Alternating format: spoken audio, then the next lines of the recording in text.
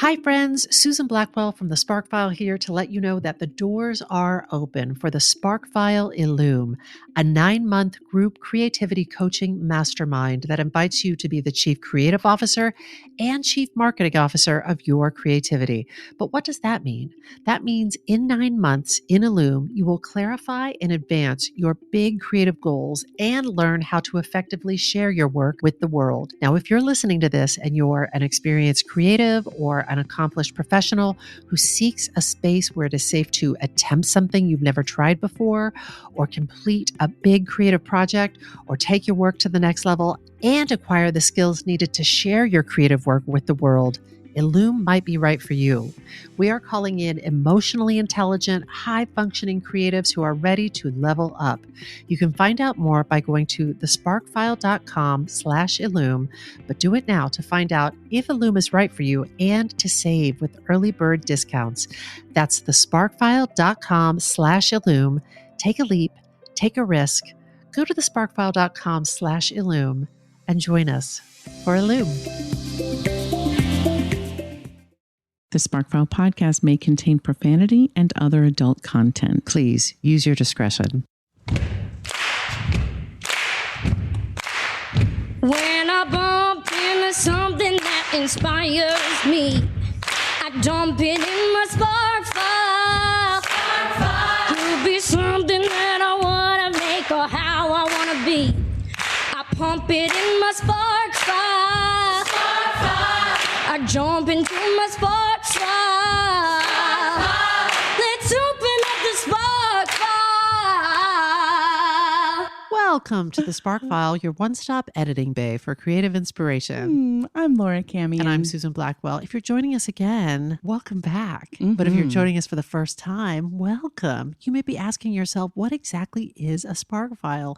Where do I get one? What do I file in it? These are good questions, and we have got answers. A Spark File is a place where you consistently collect all of your inspirations and fascinations. Here's the deal. We're makers who make all kinds of things. If you're like us and making stuff all the time or want to be making stuff all the time, you know the wellspring of inspiration can run a little dry. So we're on the lookout for fresh ideas, images, and inspiration that spark our creativity and pique our curiosity, things that inspire us to get up off of our asses and make things like this podcast. Or a life-changing, career-changing, risky effing decision. Or a counter-narrative to the picture-perfect propaganda of Hollywood. Ooh, every episode we're going to reach into the Spark File and exchange some sparks. And from time to time, we're going to talk to some folks who spark us too. And if you're not careful, you might hear the truth, the whole truth, and nothing but the truth. So without further ado, let's open up the Spark File. Cammy, Oh, I can't wait to hear what yours is. Likewise. Oh my gosh. Cams, we're running a little experiment this We episode are. of the Spiyark File. We're taking a creative risk this week. We are. Yeah, it's fun. Do you want to tell the people what it is? Yeah. I'm super Yeah. I'm excited because so what happened was we got invited to do a live little mini episode at United Palace in New York City. Yes. Which is freaking gorgeous, beautiful, historic theater. It is the most beautiful, ornate, well-preserved theater. Art Deco. It's 1930s. And thanks to Lin-Manuel Miranda, they have a beautiful new digital movie projector. And then they fundraised for this gigantic movie screen. 50-foot.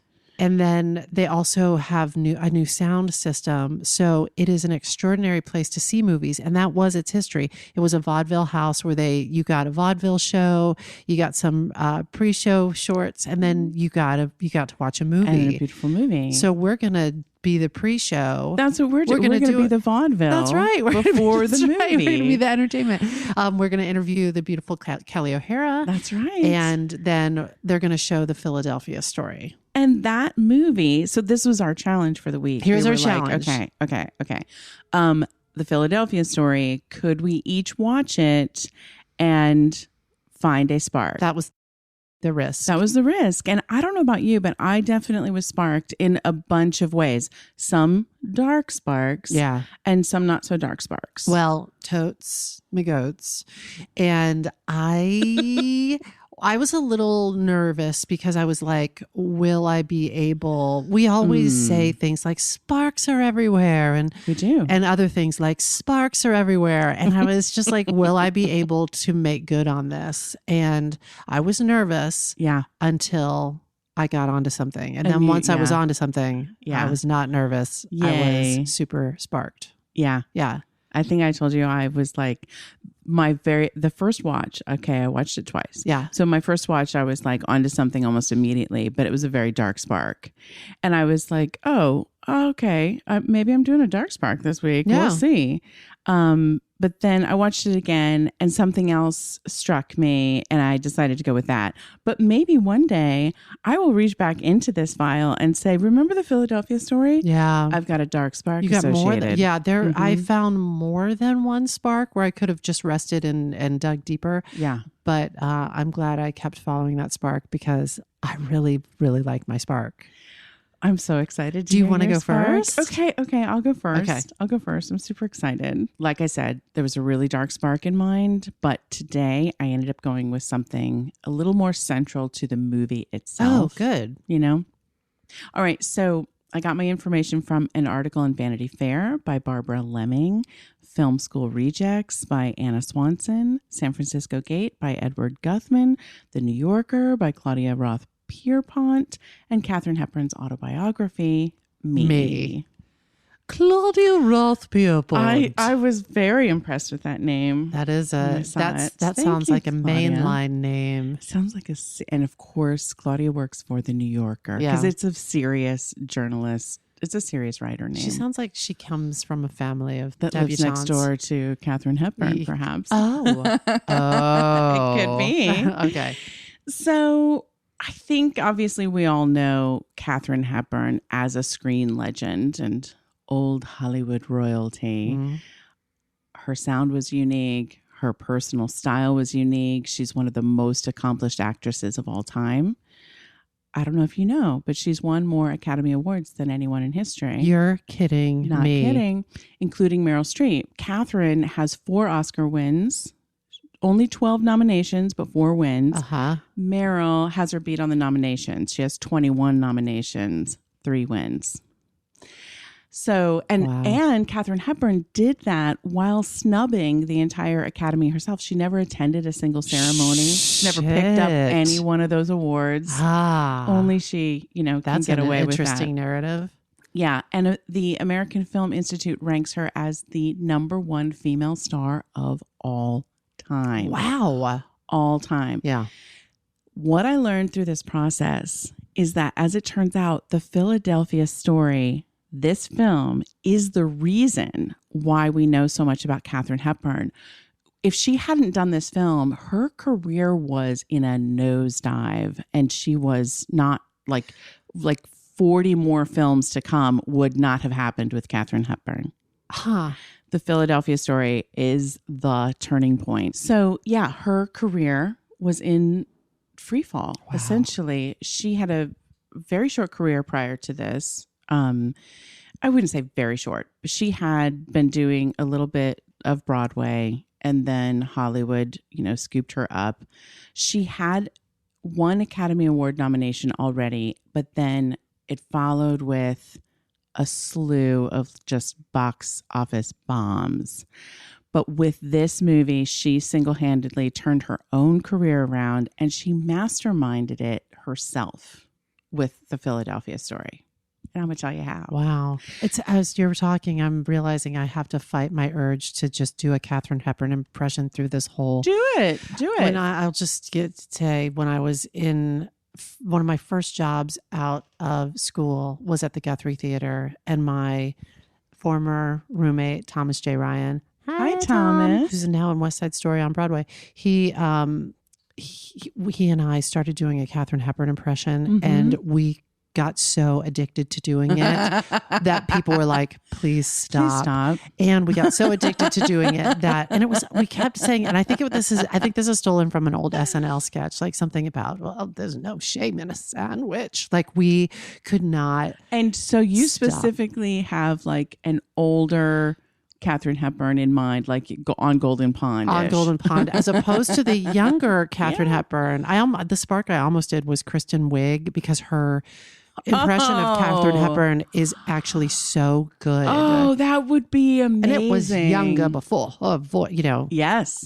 It's cold really glass of water and a walk across the country kind of thing. That's right. Even that's a little bit aged, but so I'm going to resist. People felt like she was barking at them, like in her younger years. Yes, her voice was and that makes sense. Issue. Yeah. P.S. When we were doing that impression and we couldn't stop, we were doing a production of A Christmas Carol, and there was a little tiny kid that played one of the little Fezziwig kids. And one day, just from being near us and osmosis, he was like, "There's no shame in a sandwich." This little kid. I like to think that we made that kid gay. Just with our Katherine Hepburn impression. I'm going to resist this urge. Please continue. Okay. But it feels like it's going to come out. Okay. Well, I mean, you did. You already did. You gave it to us. Cameo. Oh, God. Oh, no. Oh, no. All right. Well, maybe Katherine can tell us how she feels now about this turnaround that she did. The bones of Katherine Hepburn. Clickety-clack. All right. So this career pivot in the face of public criticism, like literally people hating her, calling her box office poison. Yes.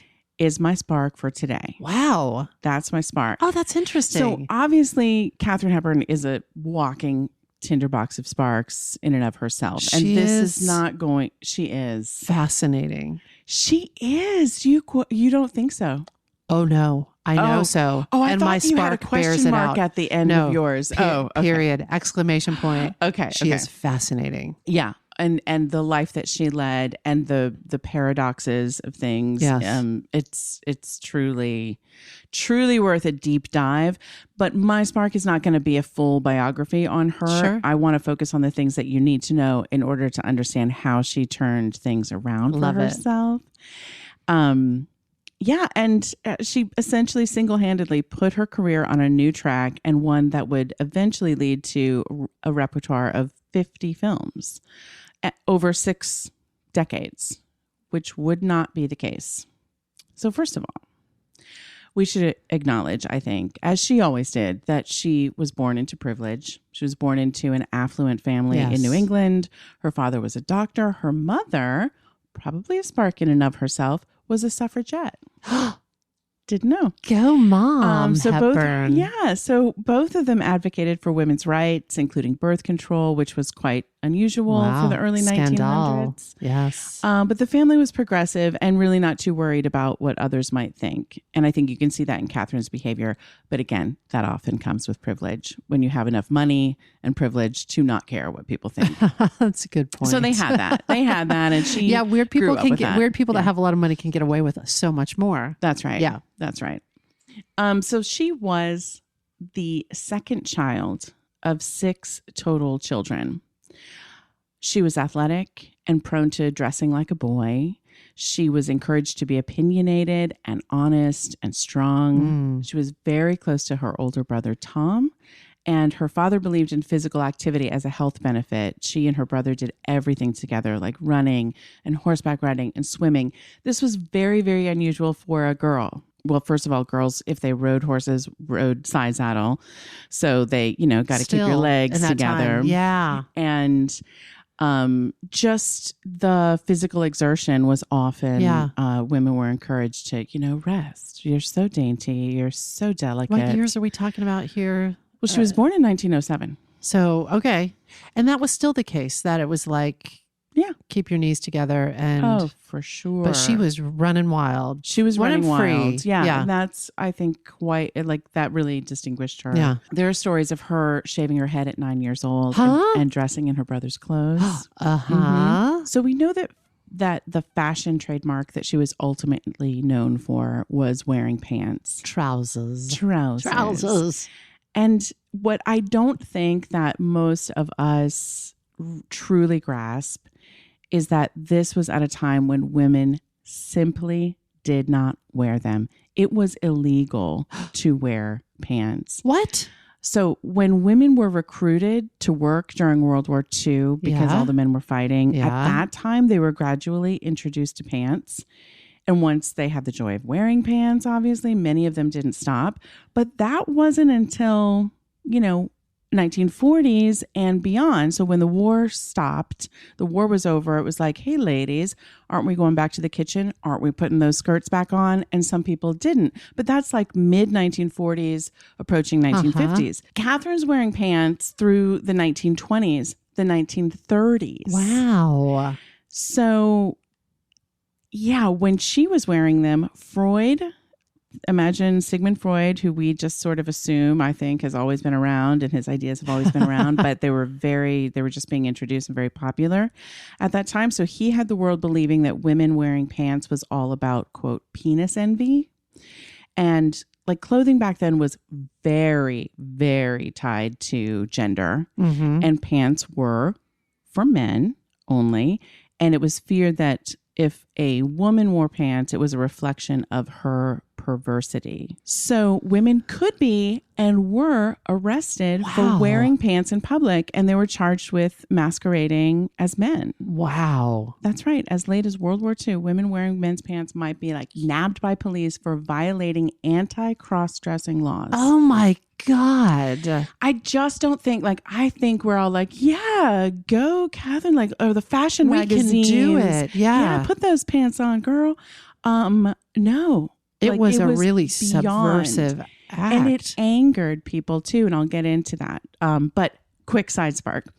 According to an article in Bust magazine by Dan and Leslie Langrigan, there's a woman named Emma Snodgrass who in 1852... Loving that fucking name. Right? Emma Snodgrass is a spark. In 1852, she showed up in Boston wearing pants. She was arrested. She was mocked by crowds of people and sent back to New York City, 1852. Wow. She kept showing up over and over again. And there are all these newspaper clips of this woman. Emma Snodgrass strikes again. Yes, actually. And the press called her the unfeminine freak, among other things. God. And she shows up in newspaper articles in Boston and New York City, Washington, D.C., Cleveland, on a spree of wearing pants.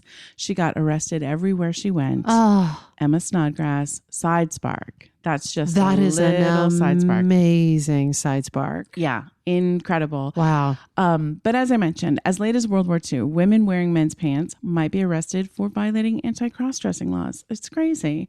So nonetheless, Catherine wore them. And it was very effing polarizing. Some people credit her for starting a fashion trend, but some people were deeply, deeply offended by it. There was a bit a whole lot of how dare she? Fucking pearls, everybody. And who does she think she is?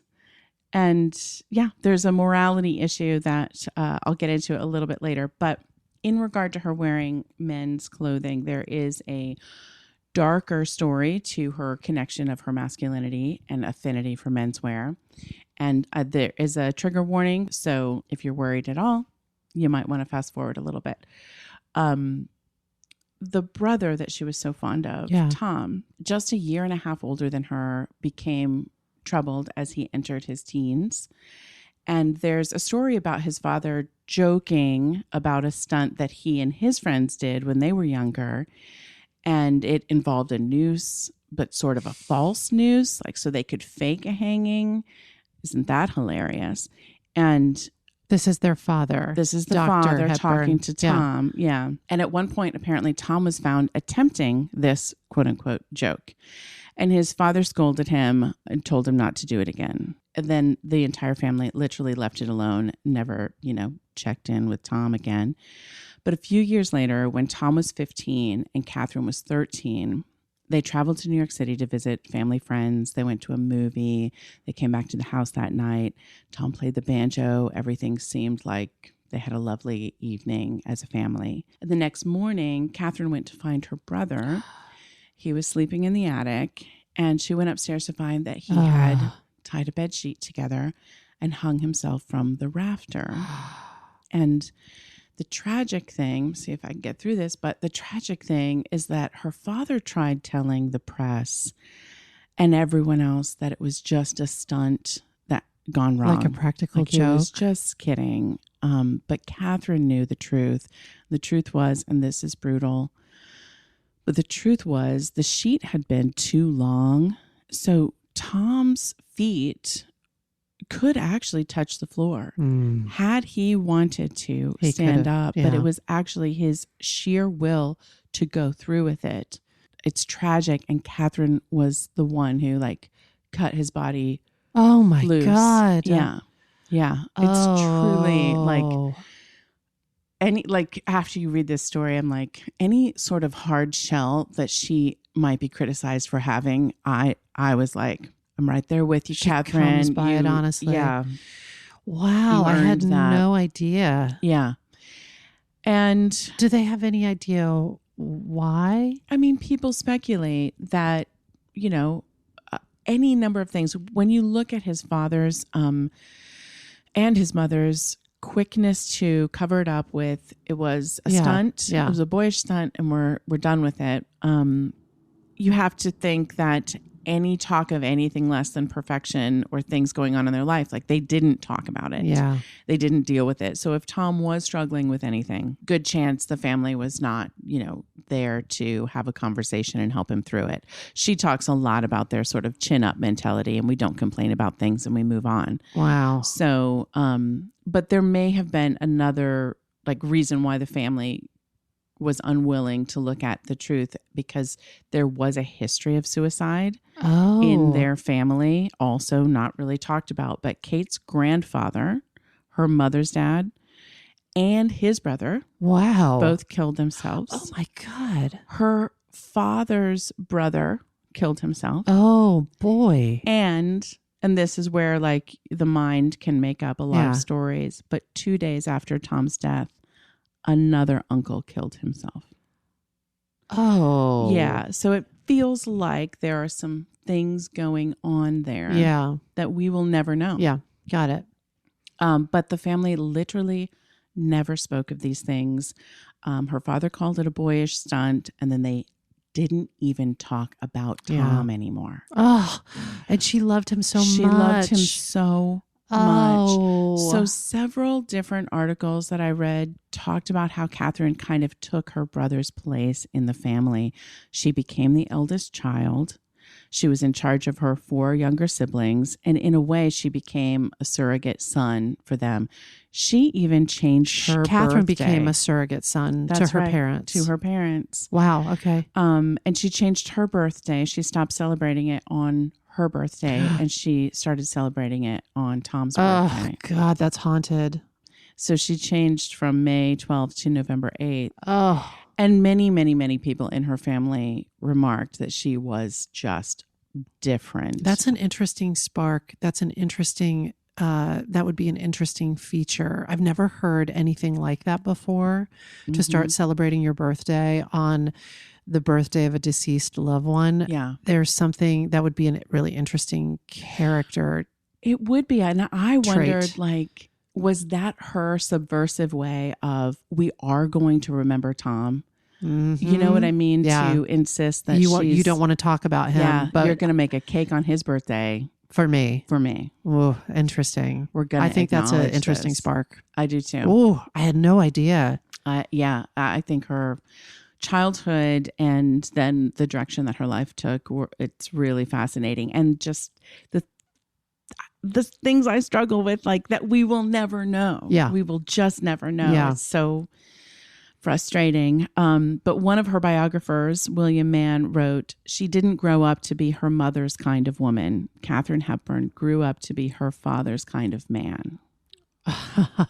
So to me, that really colors the stories of her being bossy, strong, too masculine. I mean, you can't talk about that without understanding like what she went through. So interesting. In her childhood. I bumped into William Mann in my studies as well. My Spark studies. Yes. So he'll be highlighted today. And we'll be visiting him too. So in an article in San Francisco Gate, Edward Guthman wrote, "Some people crumble under tragedy. Others, like Hepburn, seem to compensate with a fierce drive to master the unknowable, to trick fate in its own cruel path. Stricken by a tragedy that seemed random and capricious, Hepburn sought ways to halt randomness, to create and protect a life that was structured, devoted to family and work, and defined by an unbending set of values." Wow. She was really known for like flexibility. I don't think is a word that like people associated with Katherine Hepburn. Like she knew what she wanted. Yes, no, you were going to get this straight deal from her. This starts to remind me of the Philadelphia story. Interesting. Yes. In the book Kate Remembered, A. Scott Berg suggests that Tom's death was the indirect catalyst for Hepburn's acting career.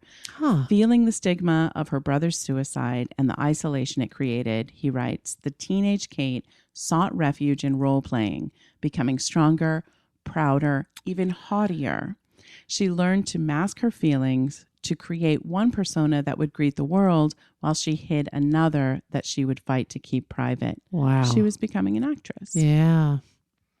That's Coping what he said. mechanisms. Coping mechanisms. Oh, So the coping new mechanisms. version, yes, the new version of Kate was focused, driven. She knew what she wanted. She fortified herself with a strict set of values to live by: order, punctuality, moral fiber. She sounds like a and- barrel of monkeys. Right? And common sense. But that's the like drink cold water and I walk 10 miles a day. That's right. Yes. That's the suck it Yeah. upness. And Yes. she was really proud of Yeah. herself and proud of her family for this sort of chin up mentality. Yeah. She really, there's a quote I don't have in this spark, but she has a big long rant about people being victims, and she has just no time for it. How interesting. Yeah. And when you think about, of course, someone who was a victim of something tragic Yeah. and was not allowed the space to Yeah. heal from that. Yeah. She internalized that messaging. That's right. So back to her career. So right out of college, she moves to New York City and she began working on Broadway almost immediately. It's the late 1920s. Positive reviews of her work on Broadway got the attention of Hollywood, and she was called to work in films. She signed a contract with RKO Pictures. She gained success right away, and in her third movie, Morning Glory, she won the Academy Award for Best Actress. Wow. This is 1933. Okay. And later that year, she starred in Little Women, which was another hit. Yeah. But after that, whoo, boy, the movies she was doing were commercial and critical flops. Rough. Spitfire, a play called The Lake, Bringing Up Baby, which now is lauded, but at the time was... Really? Yes, it was a complete stinker. and total stinker. Yeah. But now people love that movie. Now people love it. Like it's a classic screwball comedy. Yeah. But at the time, no. But this is 1934 to 1938. It's 4 years of films and plays, and it just seemed to get worse with each one. So part of the problem was that in this moment, the movie industry at that time was under the moral guidelines of the Motion Picture Production Code. Yeah.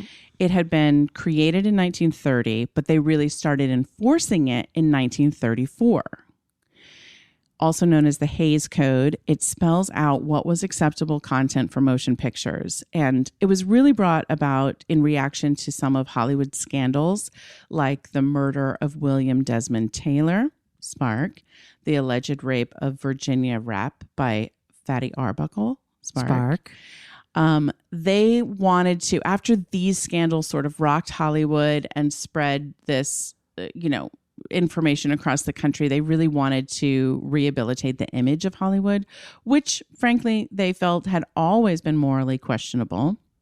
Remember that Spark when Patricia Douglas, when I talked about like Hollywood was... Oh, sure. Yeah, it was basically... But for people that didn't listen to that episode. Yeah, that the entire town is a Spark. The history of the town of Hollywood, how it was developed from, obviously people who had traveled westward. But that area of town were the artists that people looked at as like lower class, and they built up that entire town. So from the jump, it was like, artists with moral, questionable morals were running the place.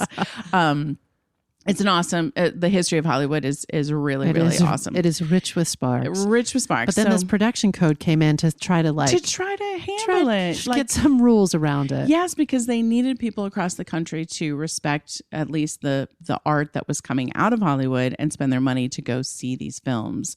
So they couldn't afford people to write it off as like, ugh, I don't want to support those people and that trash that they create. So they had to they had to establish a moral code, which they did in the 30s, like I said, but they really started enforcing it in 1934. And the code asserted that you must depict, quote, correct standards of life in movies. You could not wrongly influence those with susceptible minds.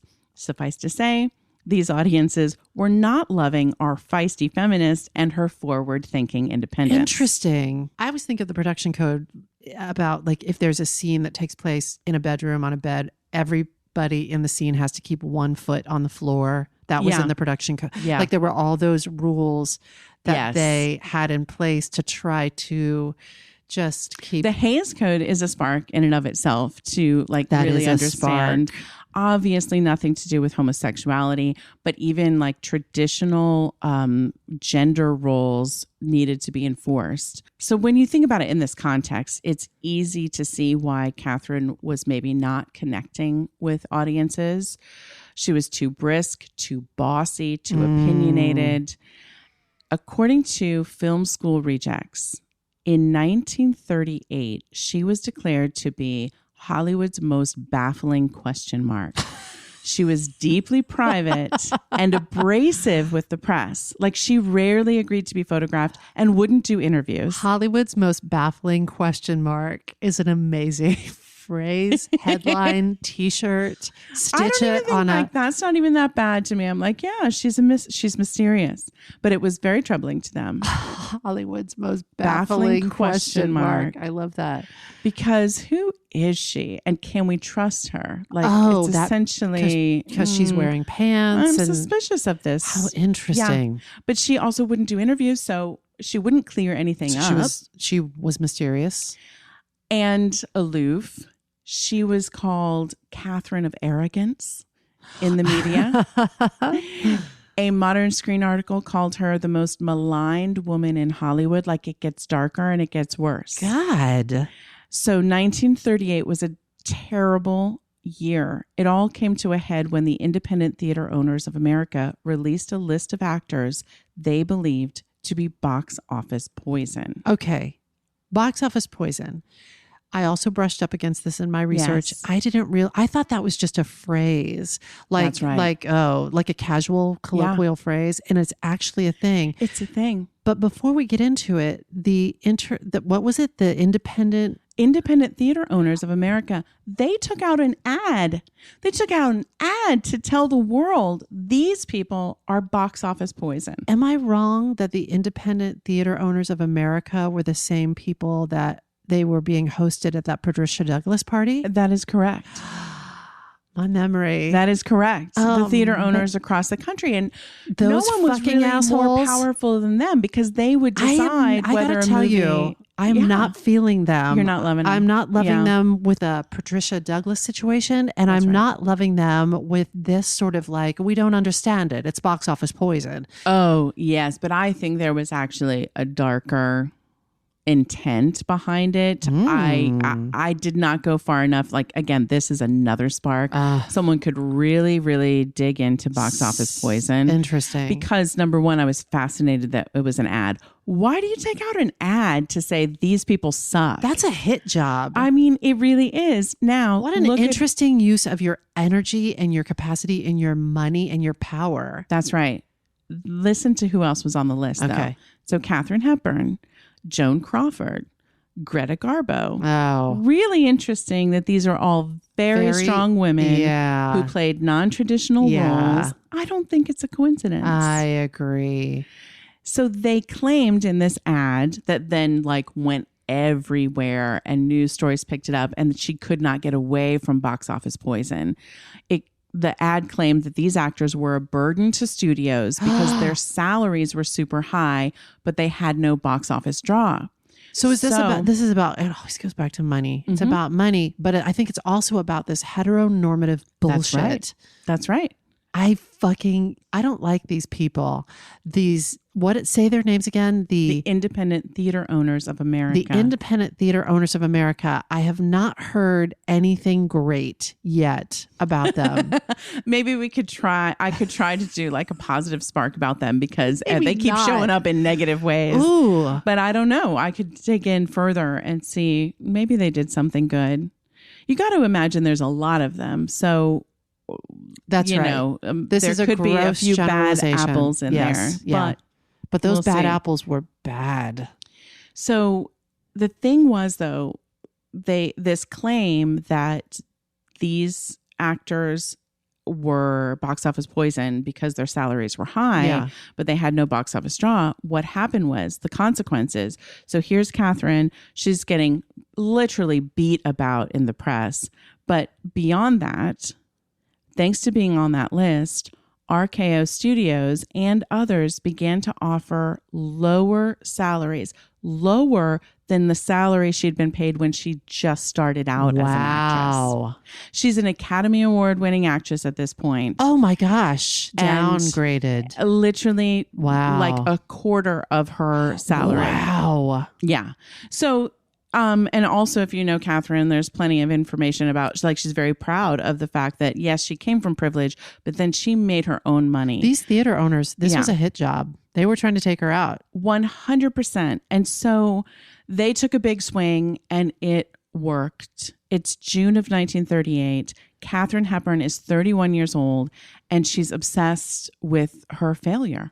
Oh, she has hit a low. She's not getting any offers of work. The ones she is getting are, like I said, a quarter of the salary. Yeah. She's being humiliated in the press. And now it was hitting her wallet. Yeah. Which is where I think she drew the line. Like, this is bullshit. This is bullshit. Thanks, Katherine. So honestly, this is the pivotal moment. Like, she could have taken a break. She could have slinked away. Like, you win. I'm terrible. I suck. No one likes me, clearly. This is an interesting, perceived failure. Right? I mean, we talk so much and to so many people who are like, what if people don't like me?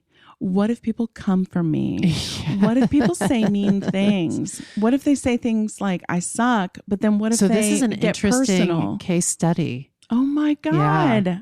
Yes. Okay, so here's what Katherine did. What does she do? So she goes home to her parents' summer home in Connecticut. Of course, I know, even saying that. She goes to the summer. Well, I mean, it's a privilege to say I've got somewhere to go to just chill out for a minute. Figure it out. So she's nursing her wounds and considering her next steps. As she once famously said, as one goes through life, one learns that if you don't paddle your own canoe, you don't move. You don't move. Thank you. Thanks. I knew. I was like, let me just tee that up. You've got to paddle your own canoe. Oh, you don't move. No shame in a sandwich. Sorry. So she gets in touch with her friend, Philip Barry, a playwright who has written a role for her with her. He's written a role with her in mind. Yeah. They meet and they discuss the Philadelphia Story.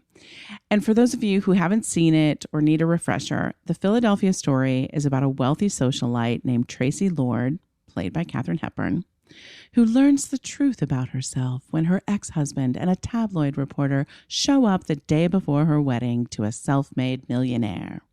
Here's the genius thing. As Katherine and Philip worked on the script for the Philadelphia Story, it's as if they were literally guided by the complaints audiences had of her. Oh, that's right. They made the character haughty, full of herself, on a pedestal, too good for her own good, all of it. And then they let the audiences see that people take her down a notch. They show her vulnerability. She reconnects with her soft side. All of it leads to her line, and you can do it after I say it. Okay.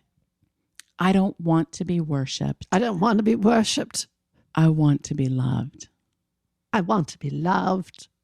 That's right. Thank you, Susan. I don't want to be worshipped. I want to be loved. Oh boy. This gives me chills. This is like a key turning to understand the whole movie, The Philadelphia Story. It is. And it's also, it's also part of that lesson of, can we use what we perceive to be our weaknesses as our strengths? Can we turn things on its head, what people are saying about us, and make art out of it? Can we lean into it? Interesting. So it's as if she was toying with people. You need to see that I'm human. You need to be reminded that I am a person who wants to be loved just like everyone else. You need to see a man cut me down to size. Here it is. Wow. It's ridiculous that it was needed, for sure. Wow. But she was so smart to see it and deliver it. Afterwards, like, newspapers wrote, "All is forgiven, Katherine. We'll take you back." Yes. Yes. What an amazing tactical pivot. Okay, but so a few more things. Yeah. It's an fucking incredible pivot. The strategery around this is bananas. But it wasn't easy to do. In order for the show, so it was a play first. In order for it to go to Broadway, she had to pay for it herself. She financed the production. Funded it. And the play was a huge success. So for anybody who's like, I don't know about producing my own work. Oh my Katherine gosh. Hepburn had to do it. Oh my gosh. So it was a huge success. And of course, Hollywood took notice. And there was interest in making a film.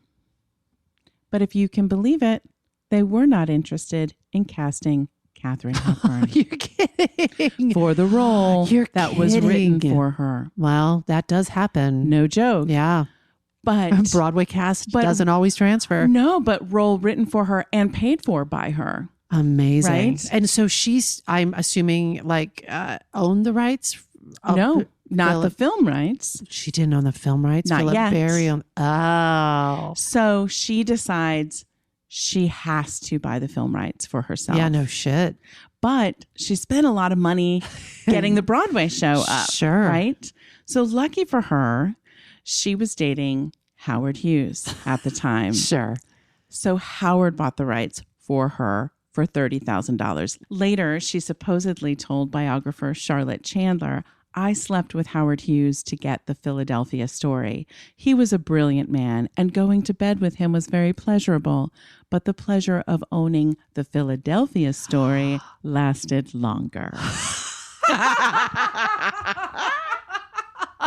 Thanks, Howard. I haven't heard. I feel like that's some PR spin. I feel like I haven't heard great things about sleeping with Howard Hughes, but yeah, and also she dated him a lot longer than that. So I think that's just a snappy story. She did, but I think she was using him to.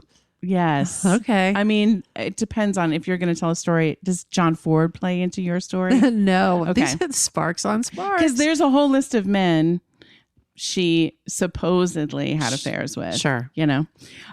Okay.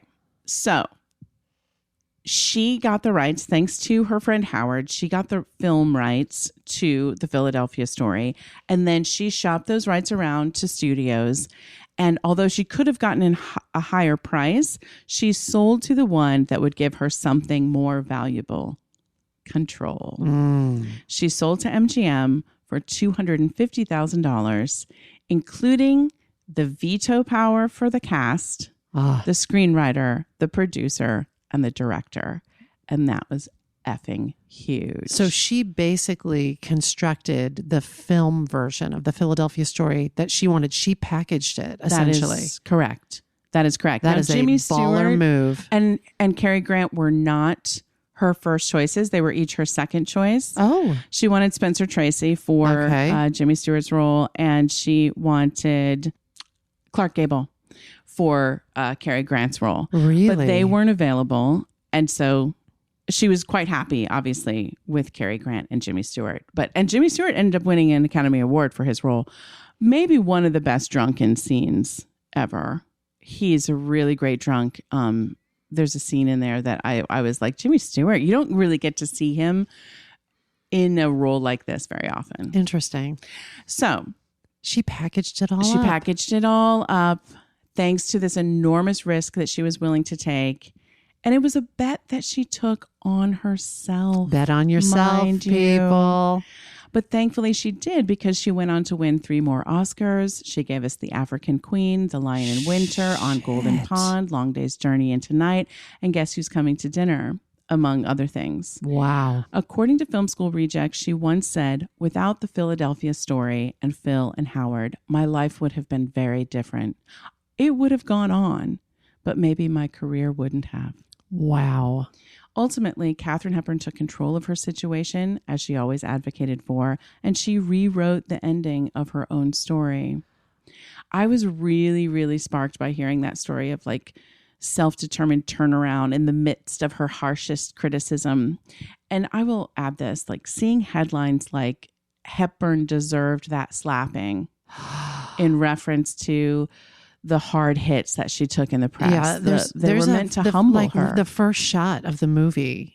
It's the first shot of the movie. She's pushed by her face onto the ground. That's right. And they talk about her being slapped around or women being slapped around. And this is all about that moment in time where women were taking a step forward, and literally the whole world, entire culture was like, sit your ass back down. Wow. Or we will push you back down. But it's so interesting that she, in order to make this pivot, was like, the first thing that you'll see in this film, That's right. the first thing you'll see in this film is me getting comeuppance. That's right.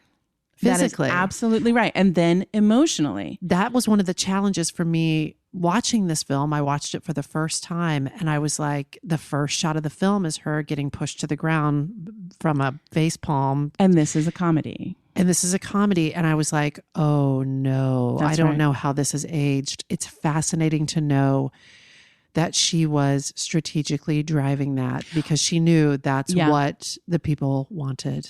That's exactly right. Jeez. And the way that they will sit through a film with Katherine Hepburn in this moment is to see like, oh, she's going to get what's coming. Camion, this spark has helped me to understand this movie. And it's that thing where you can finally appreciate something because you have all the context around it, especially something that is maybe not of this time, whether it's Shakespeare or the Philadelphia story. Yeah. Sometimes I need that context.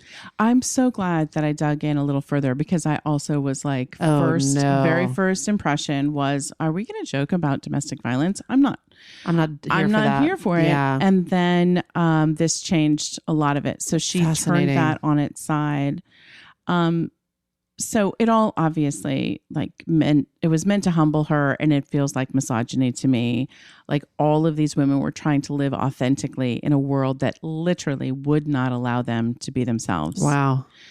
I think she created a persona that helped her cope with the traumas in her childhood and also helped protect her from the forces that frankly would have eaten her alive otherwise.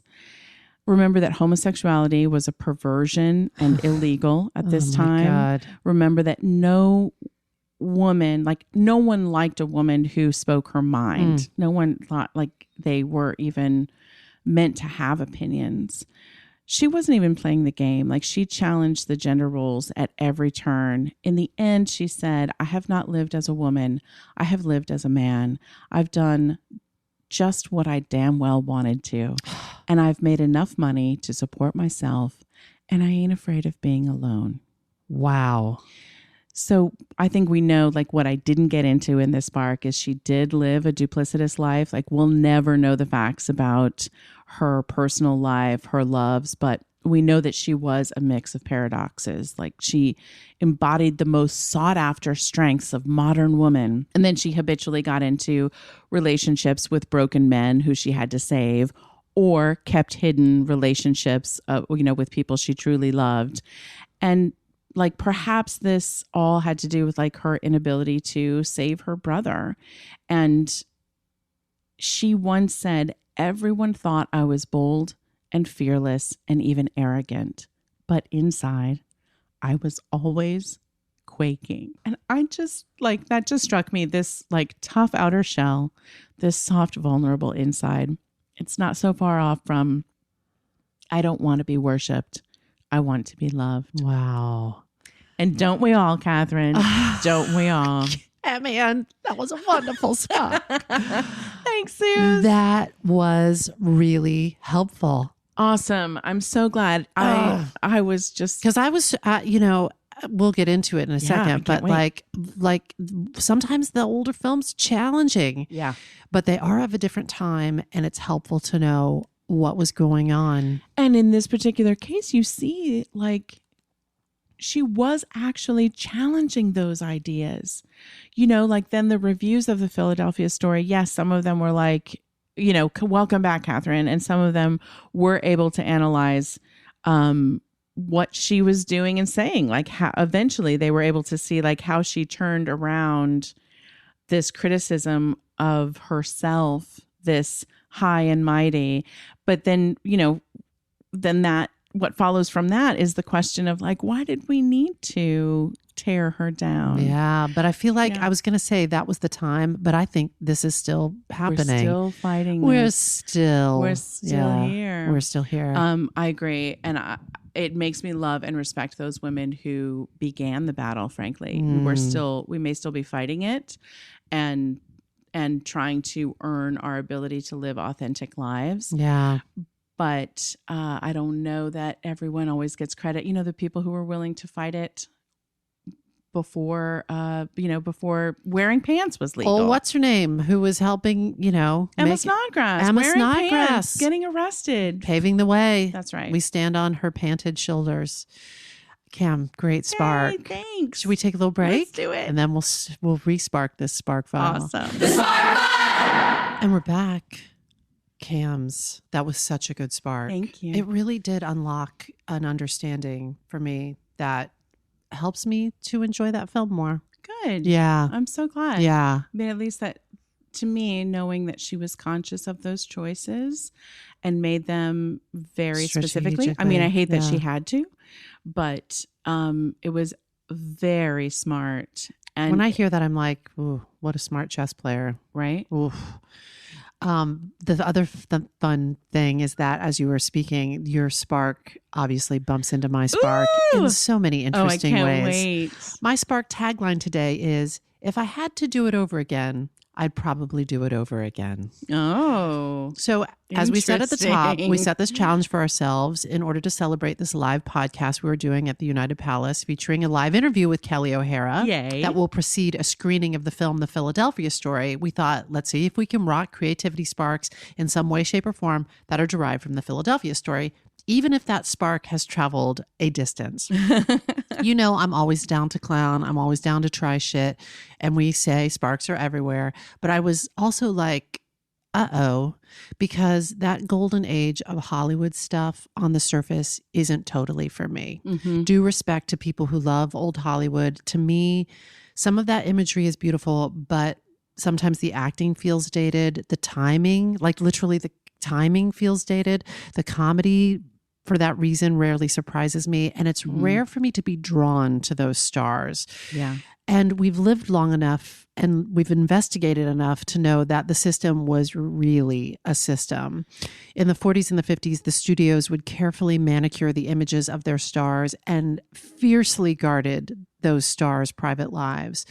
And the sparks that we've mentioned in your spark, the sparks we've done on people like Patricia Douglas and Hedy Lamarr showed us how Hollywood was just selling us that perfect image and covering up or discarding anything that wasn't that image. That is correct. And if I'm honest, I'm not buying what that system was/is selling, like the glitz and the glamour and the imagery and the story. The Oscars were just on, and I was just like, I like looking sometimes at the pictures of the people. Yeah. I like looking at the dresses. The creativity and the costume design and which they essentially are for a night like that. Yeah. But sometimes just all the other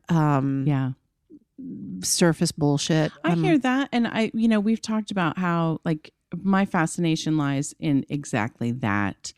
The PR people were storytellers like on the themselves. Outside. Yes, what it looks like on the outside. And what's actually going on the inside. Absolutely. Yeah. And I also look at like the acting styles, the stories, all of it is on a continuum. All of it is where we are now is only where we are now because of where we were then. So I like to look at it as an evolution and why that's why your are. spark is so helpful to me. Yeah, it gives some context. Contextualizes it. So as I've said on this podcast before, I think I've said this, my writing teacher, Linda Berry, used to say that movie and TV stars and gossip magazines are like dollies for grown-ups. When you're little, you play with your dollies. You're like, I love you. I kiss you. Now I hate you. Now I kiss another dolly. And once you're grown up, you can still play with your dollies. But now it's like Dolly Brad and Dolly Jennifer. We're in love. Now we're out of love. Now we're fighting. Now Dolly Brad likes another dolly named Angelina. That's the way I think not all the media, but a slice of the media portrays these people and their lives as if they are not real, whole, authentic people, but as if they are dollies who are perfectly perfect and beautiful and being portrayed in these scenarios for our enjoyment. That's correct. But this kind of spin and storytelling has been going on in Hollywood for years. And I'm just not really buying any of it. It's just money making. So old Hollywood can be a little bit of a turnoff for me. But as we were just discussing, Cams, and you, sweet sparklers, that I am obsessed with what it looks like on the outside versus what's actually going on the inside. And for that reason, I knew if I was going to be truly sparked by something related to the Philadelphia story, I was going to have to dig deeper and get to something real. So I started to dig a little, and it didn't take long before I landed on the director of the Philadelphia story, George Cukor. Oof. Now, George was a mammoth Hollywood director. In addition to the Philadelphia story, which was a major hit, he directed Little Women that you just spoke about, starring Katherine Hepburn. That's right. A wonderful movie that I think actually does a pretty good job of holding up, called Born Yesterday. My Fair Lady, A Star is Born, not Lady Gaga, Judy Garland.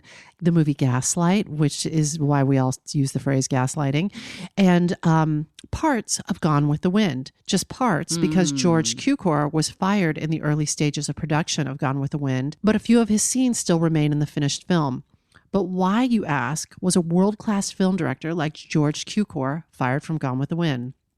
This is a piece in the Los Angeles Times by Greg Kilday.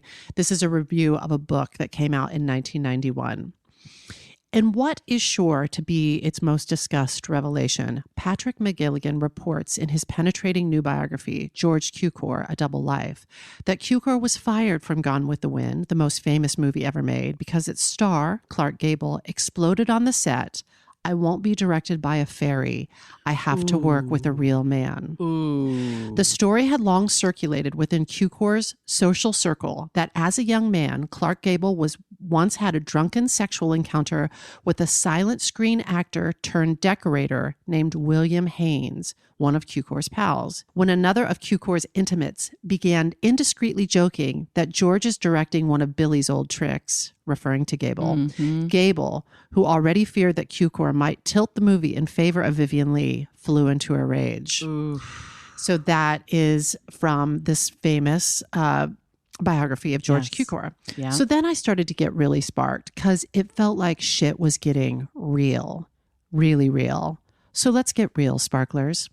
Trigger warning, aka TW, aka T-dubs. I'm going to warn you now, this spark refers to a lot of sex, and some of it is quite graphic. This spark is not safe for work unless you work somewhere really sex positive, and I don't think it's for kids. T-dubs concluded.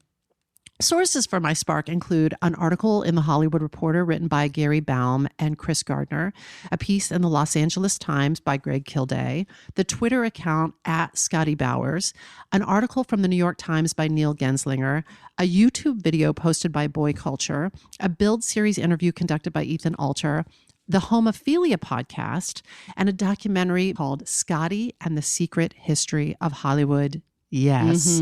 So back to George Cukor.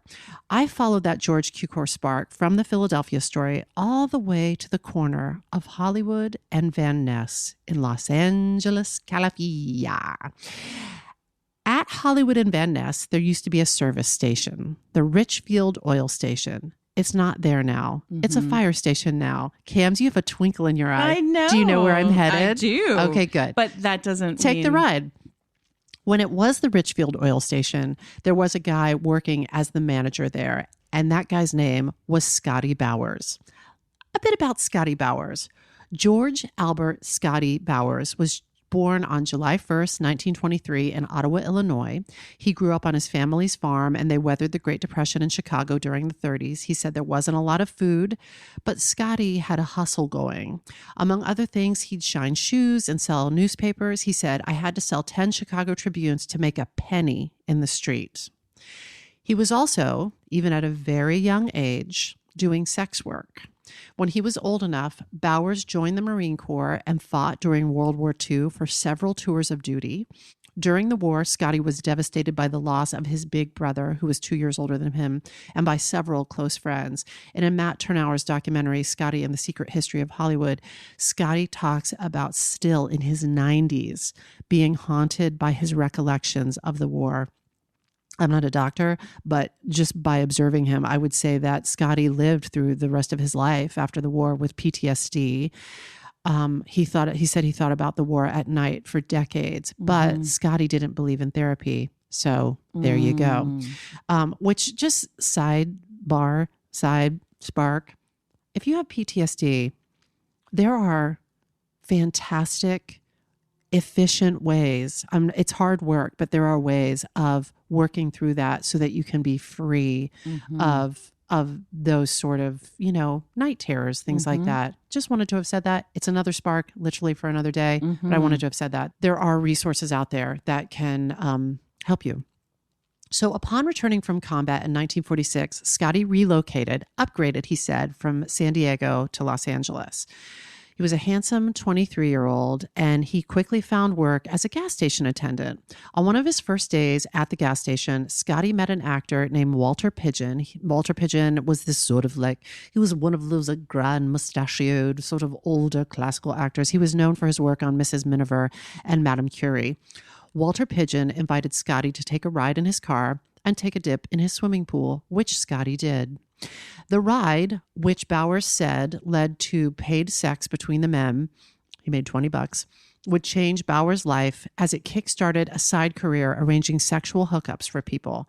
According to Scotty, Walter Pidgeon spread the word about Scotty's sexual services, and soon other notable Hollywood figures were stopping by the station for sex with Scotty and to be set up with Scotty's growing network of sex workers, both men and women.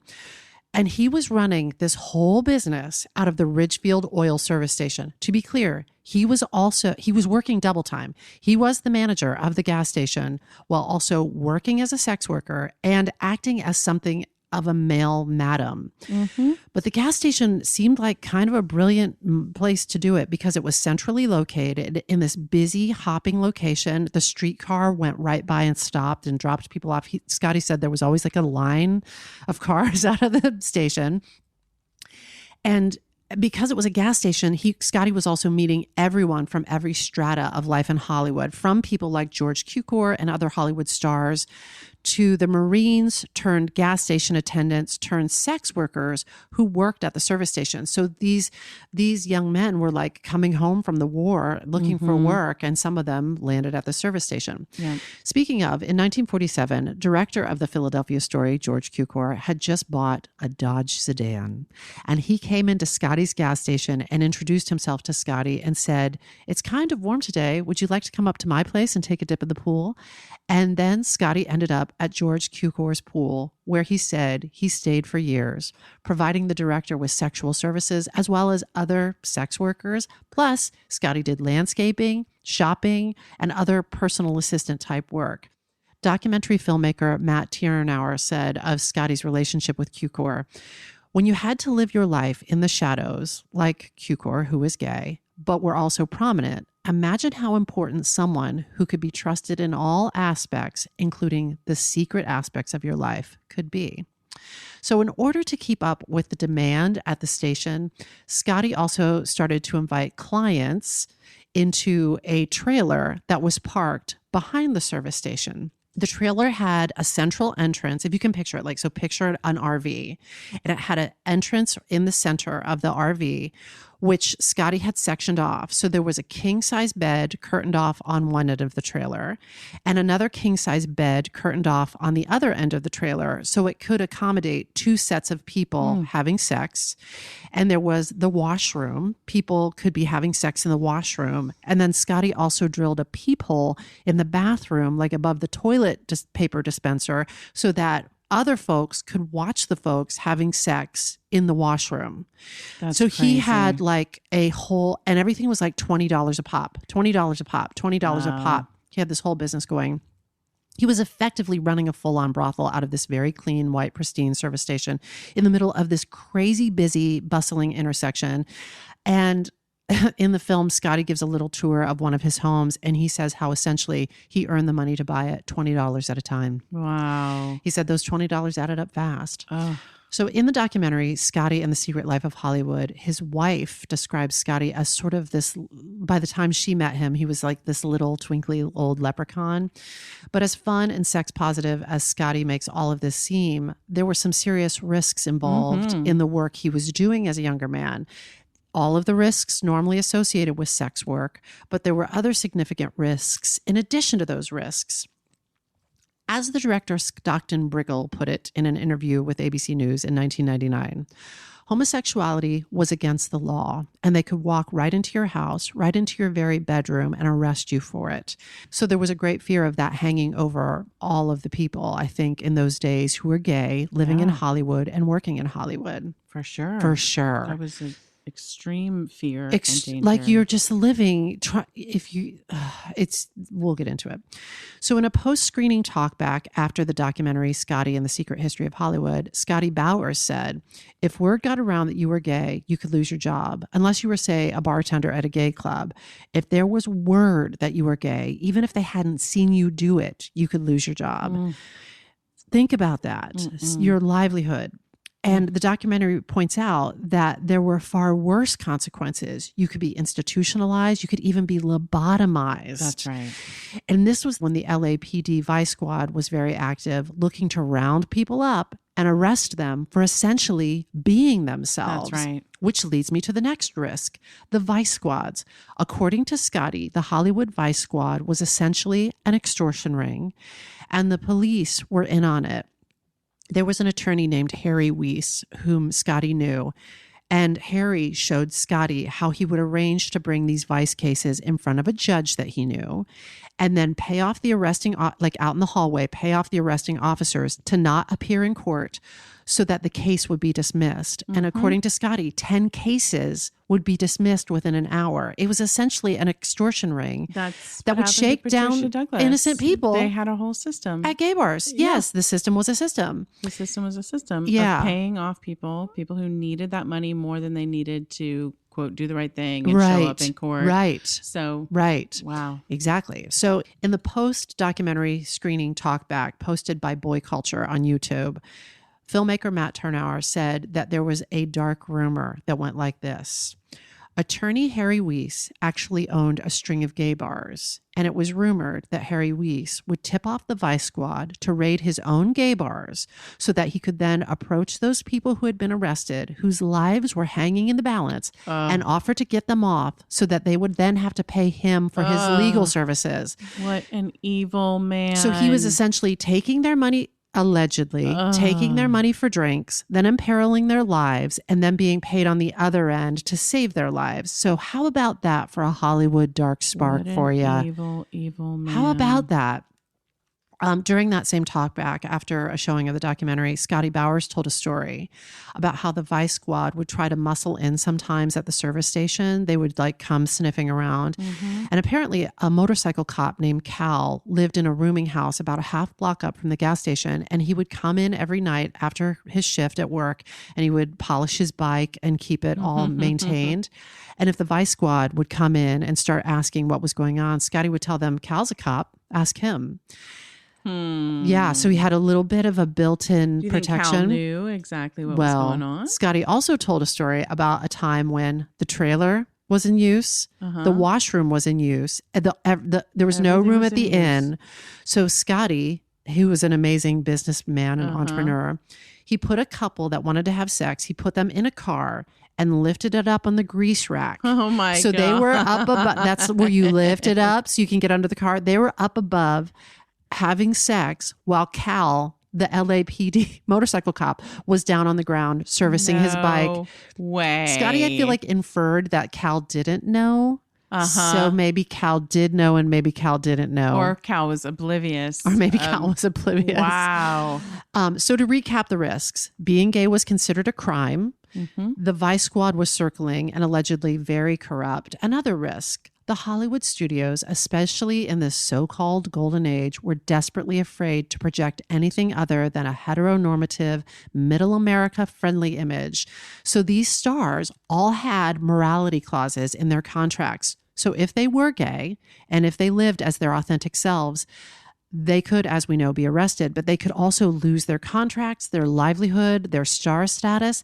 This led to things like sham marriages. That's right. So many sham marriages. For instance, one of the most famous cases of this is when Rock Hudson, who was a quintessential leading man, was in his 30s. Fans in like fan magazines were like, "It's time for Rock to be married." They were demanding that yep. And so in short order, Rock was married to his agent's assistant, who was a lesbian, to satisfy the fans. This is what I'm talking about. It's dollies for grown-ups. It and is. if you're like, Rock Hudson dolly needs to kiss a lady dolly, then the fans demand it, and then that happens. For those of you who don't know Rock Hudson, he was actually gay. But to live and work in that Hollywood system, he kept the secret until he died of AIDS-related complications in 1985. Oh, Yeah. he's another spark. He's another I mean, spark, wow. an amazing spark. And what a beautiful human being. Another related risk, the tabloids. Magazines like Confidential would come to somebody. They'd come with a complete story, and all you'd have to do to make money is sign off on the story. Scotty Bowers said on 3 occasions he was brought stories that he knew to be true, and he was offered $1,000 if he'd sign. But Scotty never signed because he knew that it would mean trouble. And it's so interesting to me that there were so many people that did make money. Harry Weiss, That's right. Remember Patricia Douglas's attorney, that they would take the money, but Scotty never signed. It's so interesting because capitalism, the world that we live in, when you look at everything through that lens, anytime you make something illegal, you are creating a black market for money to be made. Because if you couldn't be, what's the word for it? Bought. Yeah, bought, but Bought off. Blackmail. Same thing happened with when they tried to with prohibition. You just make a market for it. And people like Harry Weiss are like, great. What I see is opportunity. Yeah. Here's a small business idea. That's right. Yeah. It's so interesting to me though, because Scotty is this sex worker and he's the one, I don't want to, lionize him, but he's the one that's because it could be argued the reason why he didn't take the money is because, well, I'd make money in the short term, but in the long term, if it got out that I wasn't trustworthy, then that income stream would dry up. It's not necessarily oh, what a good guy. He would never tell. It's maybe he's he's a smart guy. He's a smart businessman. So one of the stories that was brought to him by Confidential magazine that Scotty did not sign off on, did not take the $1,000, was about Katherine Hepburn, whom Scotty had met through director George Cukor. Yep. Over their 50-year relationship, Scotty alleges he fixed Hepburn up with about 150 women. Everyone thinks Hepburn and Spencer Tracy were an item until they were parted by death. And I think I knew that since I was little, Hepburn and Tracy, Hepburn and Tracy. But it seems, according to Scotty, that was a fiction. Yeah. I don't know. Yeah, I think that there's a lot of evidence and obviously a lot of conversation about that. There's 2 relationships that she had with men that are perplexing that were more, again, they were alcoholic and broken men that needed her help for years. John Ford and then Spencer Tracy. Okay. She never lived with them. She never married them. So I wonder, was that about something else? I think that was about something else. Exactly. Yeah. Exactly. So both Hepburn, depending on who you believe, Yeah. Depending on who you believe. Today, I'm believing Scotty Bowers. Yeah. Is it possible, though, I mean, that she loved them all, that she loved those men and she loved the women? And there's evidence of, she left her will to a lot of money to a woman in her life. And a lot of people speculated at that point, like, well, who's this lady now? Interesting. Yeah. So many sparks. So many sparks.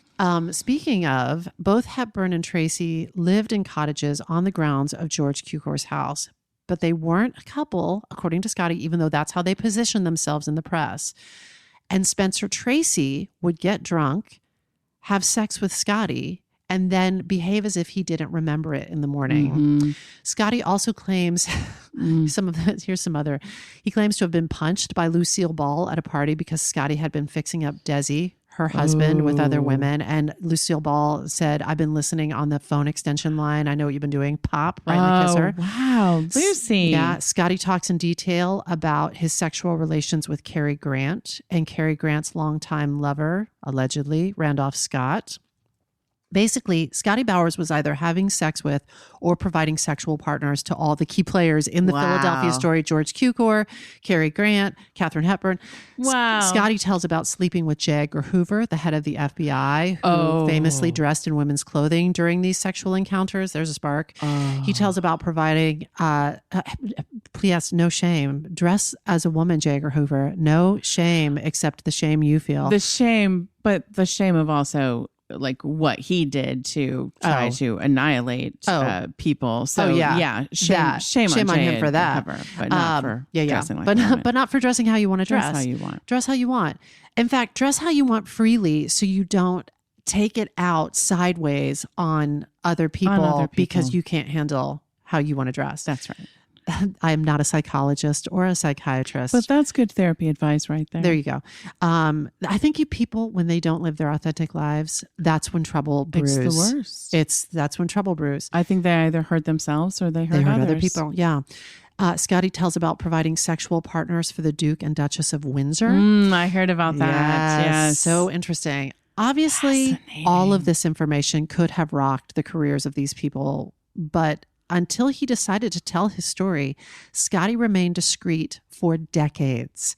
He didn't have a little black book. He would either keep it all in his head, and if he did write anything down, he would destroy the paper immediately after the job was done so that the tabloid magazines couldn't dig anything out of his trash.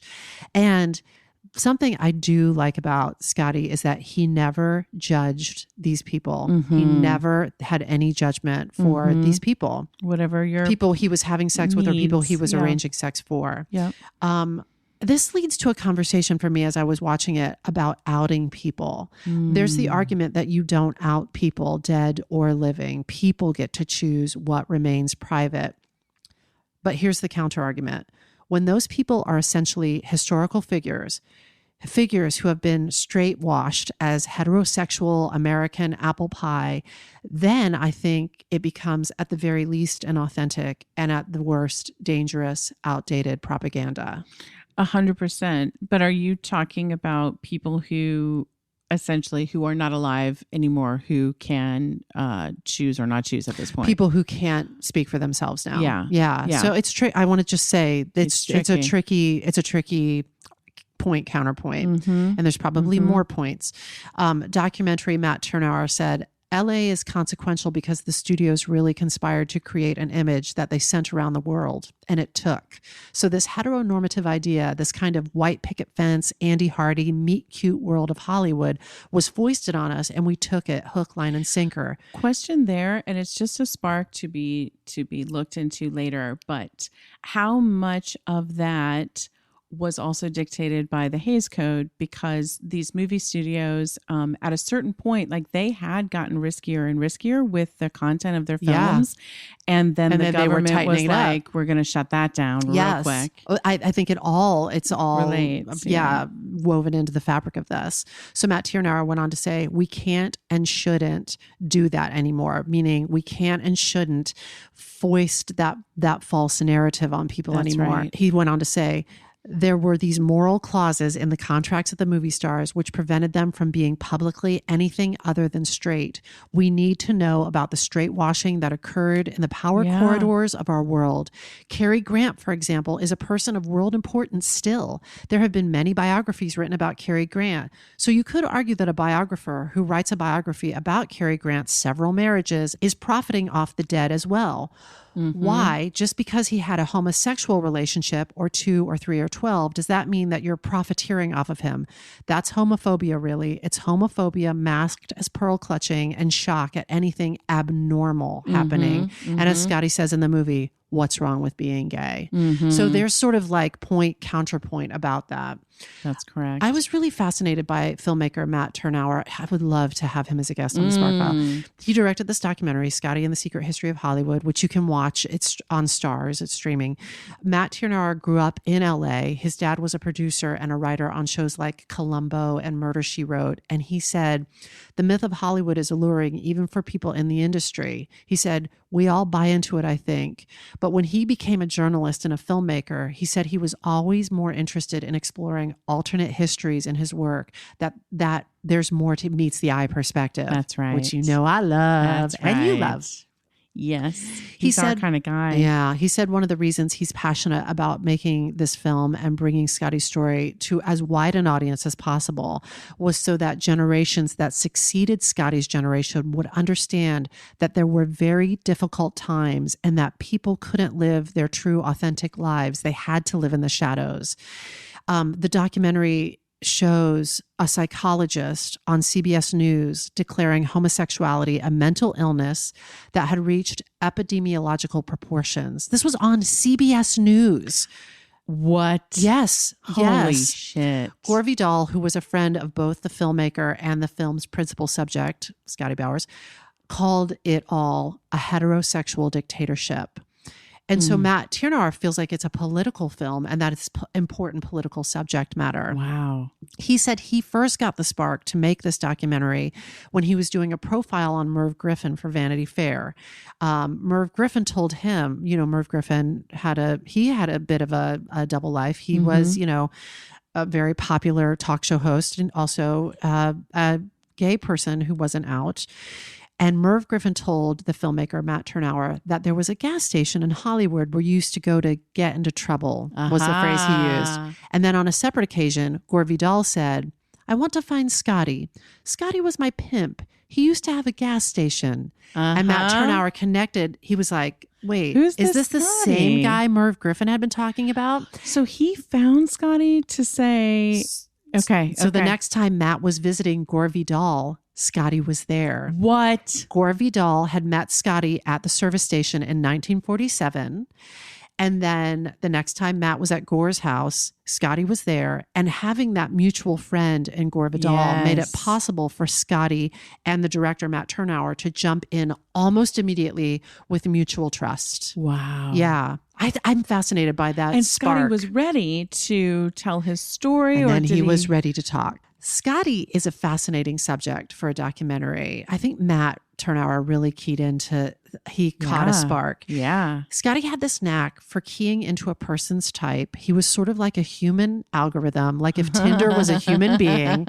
He described himself as a sexual matchmaker, and he was also described as the least starstruck person ever. He did not care for movies. He said he had seen 3 movies in his life. Wow. He said he wasn't after anything but working. He was a very hard worker, clearly, and making people happy. And all of this made him weirdly well suited for this work that he was doing. On the podcast Homophilia with Dave Holmes and Matt McConkey, documentary filmmaker Matt Tyrnauer told a story of a man whom Scotty approached in the 1950s at the Easton's Gym on Beverly. Scotty said to the guy, "Do you know Anthony Perkins?" And the guy said, "No." And Scotty said, "You're just his type. Here's his phone number. Give him a call." And within 24 hours, the guy was in the Beverly Wilshire Hotel with Anthony Perkins. He was like, he was a matchmaker. Wow. But here's an interesting twist. When Scotty matched a client up with a sex worker, he didn't take a cut from the sex worker's earnings. He only took money for the sex work that he himself engaged in. Wait, so that trailer when people are in each of those rooms in the trailer, he's not getting any money from that He at may all? get a little rent. He may get a little like got a it. room fee, Yeah. but he wasn't he wasn't like Wow. if he introduced this guy to Anthony Perkins, he wasn't like, and you need to give me, a cut of that. Wow. Yeah. He also had to be sure that the person he was lining up was also trustworthy. Yeah. You know? But he talked about that. He was like, he knew they called him like the mayor of underground Hollywood. Wow. Yeah. Wow. And none of these secrets came out. So he did a good job. He did an amazing job. He also was a good reader of people, it seems like, in terms of who was trustworthy. Yeah. He said, my operation, if you want to call it that, was not a prostitution ring. I was simply providing a service to those who wanted it. And as recorded history has shown, throughout the ages, there has always been a need for good, old-fashioned, high-quality sex, which leads back to your thing. When you make something illegal, people, and especially something people want, liquor, sex, whatever it is, people will find a way to get it. Find a way. The filmmaker described Scotty as something of a visionary. Now people are into sexual fluidity and aren't into gender labels or sexuality labels. Scotty is 95, or he was at the time that this was quoted, and he was understanding all of this in the 40s. Wow. I don't get into it. You need to watch the documentary. He's but a visionary. He was studied by Kinsey because of his pansexuality and his, he had a sexual drive. So he was... Wow. Yes. Scotty discreetly arranged sexual partners for stars like, get ready, Cary Grant, Tyrone Power, William Holden, J. Edgar Hoover, the Duke and Duchess of Windsor, Katherine Hepburn, Charles Lawton, so many others. And for nearly 70 years, he did not speak of these liaisons. And then in 2012, he told his version of the story in his book entitled Full Service, My Adventures in Hollywood and the Secret Sex Lives of the Stars. And on the dust jacket, Gore Vidal wrote, Scotty doesn't lie, and he knows everybody. Wow. Yeah, I believe him. I will say, I know that there's a lot of versions and tellings of the different history of somebody like Katherine Hepburn. Sure. And maybe she did have lovers across the spectrum. Yeah, she might have been She might bisexual. have, but or she might have been who knows? Or Scotty, it was not safe for her to be a lesbian. It wasn't safe for who knows? Yeah. But I will say this. I do believe Scotty. Filmmaker Matt Turnauer describes Scotty Bowers' book, Full Service, as the perverse part of the Greatest Generation narrative that the all-American boys left out of their post-war lives. Turnauer told The Hollywood Reporter, his story, which he waited to tell until he was in his late 90s and for years refused to tell at all, forms an astonishing counter-narrative of Hollywood and exposes the mores of the movie capital in a time when gay men and women were forced to be sexual outlaws and were publicly shunned and often persecuted, or at least forced to live double lives.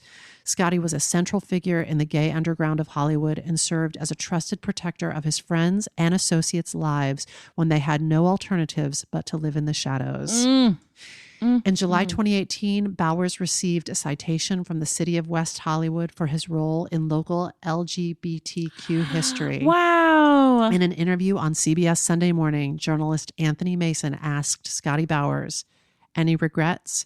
And Scotty's reply was, no. If I had to do it over again, I'd probably do it over again. Oh. So that is my spark. Oh, what a good spark. But what do we make of it? If you're Matt Turnauer, you make a great documentary. And I'm telling you, I have only scratched the surface. If this is interesting to you, go Stars or wherever it's streaming now, watch that documentary. Scotty Bowers is... that's a way to pick a subject for a documentary. If you're interested in documentary filmmaking, way to pick a spark. Yeah. So good. Someone who has 7 decades of content they've never told. I mean, and then is a truth teller. If you're me, you make a clean house. Scotty Bowers is a hoarder, and it's well documented in the film. And when I see a hoarder depicted in film and television, man, does it make me clean my house. Nothing will make me clean my house faster than seeing, because as you know, my parents are hoarders. So like I come from a hoarder background and it makes me clean my house. Yep. And then pick your spark. That story about Harry really. Weiss is insane. Oh my God, so many sparks within sparks. We hope this put another bunch of sparks in your file. Listen, if there's a spark you'd like us to explore, or if you've taken a spark and fanned it into a creative flame and you'd like to share that, email us at thesparkfile@gmail.com or submit it through our website, thesparkfile.com. We'll even take your feedback, but you know the price of admission. First, you got to share a creative risk that you've taken recently. And be sure to subscribe to this podcast wherever you get your podcast. Subscribe, rate, 5-star review it. If you like this podcast, share it with people you love. If you didn't like it, you really need to find yourself a different podcast. If something tickles your fancy and gets your creative juices flowing, we're writing you a forever permission slip to make that thing that's been knocking at your door. It's your turn to take a spark and fan it into a flame. You got to live it. You got to forgive it. You got to write your whole life story, then generously give it. You got to take it and make it. Bye. When I bump into something that inspires me, I dump it in my spark file. Could be something that I want to make or how I want to be. I pump it in my spark file. I jump into my spark file. Let's open up the spark file. Hi, friends. Susan Blackwell from the Spark File here to let you know that the doors are open for the Spark File Illume, a 9-month group creativity coaching mastermind that invites you to be the chief creative officer and chief marketing officer of your creativity. But what does that mean? That means in 9 months in Illume, you will clarify and advance your big creative goals and learn how to effectively share your work with the world. Now, if you're listening to this and you're an experienced creative or an accomplished professional who seeks a space where it is safe to attempt something you've never tried before, or complete a big creative project, or take your work to the next level and acquire the skills needed to share your creative work with the world, Illume might be right for you. We are calling in emotionally intelligent, high-functioning creatives who are ready to level up.